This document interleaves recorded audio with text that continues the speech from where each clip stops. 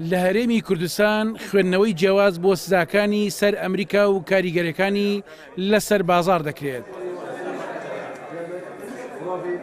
لە پانێڵێکدا لە سلێمانی سەرمایه‌داران و بازرگانان و چاودێرانی سیاسی قسەیان لەسەر قۆناغی دووەمی سزاکانی ئەمریکا کرد بۆ سەر ئێران. بە پێی وتەی بەشێک لە ئامادەبووان ئەگەر بازرگانان ڕێگەی دیکە بۆ بازرگانی بدۆزنەوە کاریگەری سزاکان لەسەر هەرێم کەمتر دەبێت. بازارەکانی ئەم ناوچەیە بە ئێران و هەرێمی کوردستان و عێراق و تورکیا بازارێکە تەواو بەیەکەوە بەسناوەتەوانێ و هەر کاریگەریەک لەسەر ئێران کاریگەری لەسەر هەرێمی کوردستانی ژێ بە دڵنیاییەوە. هێشتا ئێمە دەواازەکانمان بەڕووی ناوچەکانی تری دنیای نەکراوەتەوە کاریگەریەکی ئەبێ بەڵام هێدی هەرێمی کوردستان خۆی لەگەڵ ئەم بارودۆخە ڕائهێنیەوە دەواازەی نوێ ئەدۆزێتەوە. بەشێکی دیکەی لە ئامادەبوانی پانەڵەکە بازەوە دەکەن هەرێم ژێرخانێکی ئابووری بەهێزی نییە و ناچارە بۆ پڕکردنەوەی پێداویستەکانی پەنا بۆ شوێنی تر ببات.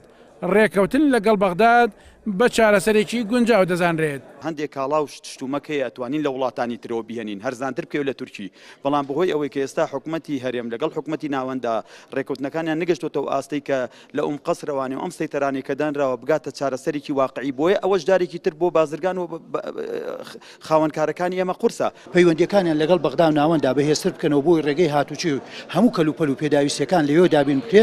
بەنسبەت هەرێمی کوردستانەوە تا ئێستا هیچ شتێکی وە دیار نییە، هیچ شتێکی وامان نەبیستووە و بمانێ نەمانێ مەترسی هەیە دەوڵەتێکی گەورەیە لە تەنیشتمانەوەی احتیمالمان زۆر دەسێتی.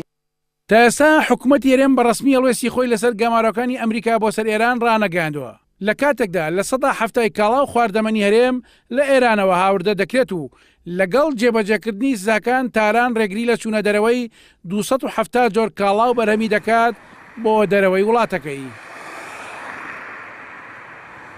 گەمارۆ ئابوووریەکەی ئەمریکا لەسەر کۆماری ئیسلامی ئێران وەک شارەزایانی ئابووری و بازرگانان باسی دەکەن پرشی بەر هەرێمی کوردستانیش دەکەوێت.